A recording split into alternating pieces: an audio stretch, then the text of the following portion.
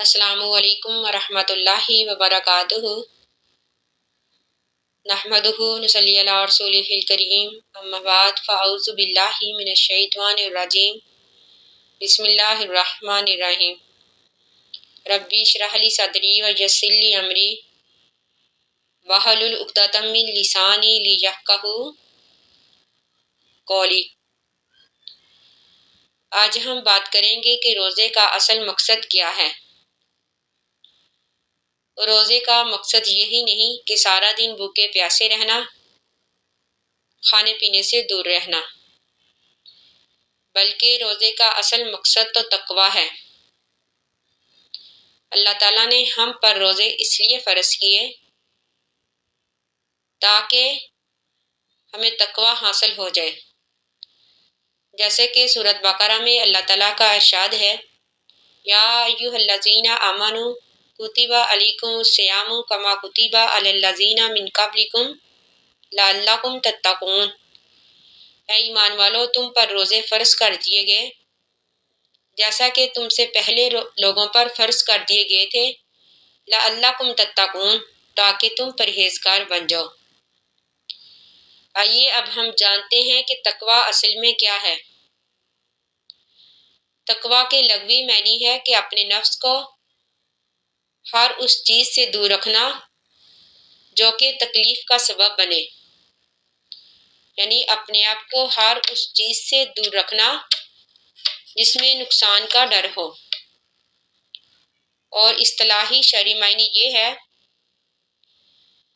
کہ اپنے نفس کو ہر اس چیز سے بچانا جو کہ گناہ کا سبب بنے، یعنی اپنے آپ کو ہر اس کام سے دور رکھنا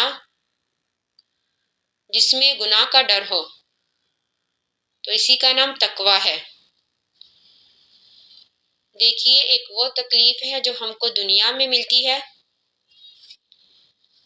ہر وہ تکلیف جو دنیا میں ملتی ہے اس کی کوئی نہ کوئی حد ہوتی ہے، یعنی آخر ایک نہ ایک دن اس تکلیف کو ختم ہونا ہے۔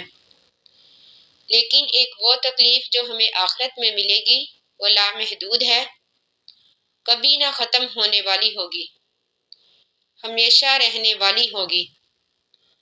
تو اپنے آپ کو ہر اس چیز سے دور رکھنا جو آخرت میں ہماری تکلیف کا سبب بنے، اسی کا نام تقویٰ ہے۔ یعنی اپنے آپ کو ہر اس کام سے دور رکھنا جو کہ اللہ تعالیٰ کی ناراضگی کا سبب بنے، اسی کا نام تقویٰ ہے۔ تو روزے کا اصل مقصد یہ ہے کہ انسان کی زندگی میں گناہوں سے دوری آ جائے اور وہ اللہ تعالیٰ کے قریب آ جائے۔ اس لیے ہمیں ہر وہ کام کرنا چاہیے جس سے ہمیں اللہ تعالیٰ کی رضا حاصل ہو جائے۔ دیکھیے، نمازوں کو ہمیں اول وقت میں ادا کرنا چاہیے۔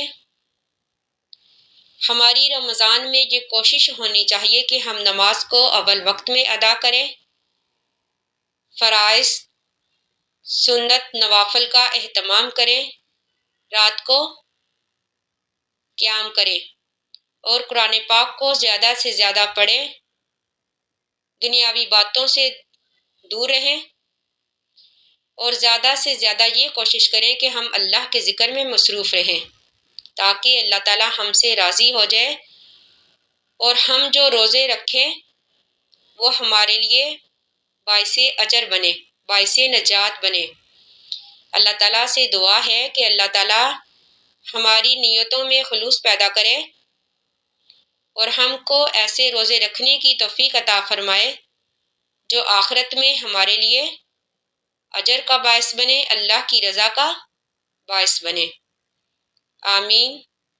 آخر دعوانا ان الحمد للہ رب العالمین۔ السلام علیکم ورحمۃ اللہ وبرکاتہ۔